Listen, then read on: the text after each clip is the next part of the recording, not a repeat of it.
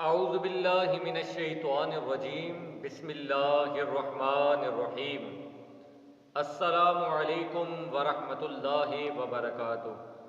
امید کرتا ہوں آپ سب خیریت سے ہوں گے۔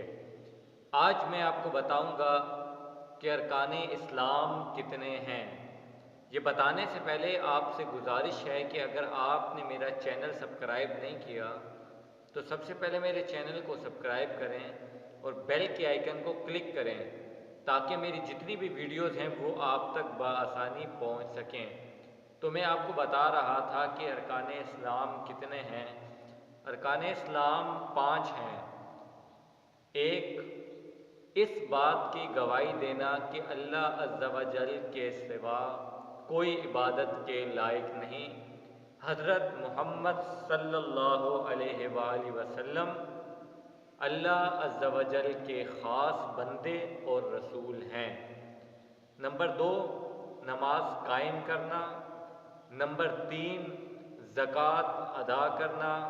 نمبر 4، حج کرنا۔ اور نمبر 5، رمضان کے روزے رکھنا۔ یہ جو ارکان اسلام ہیں یہ کل 5 ہیں۔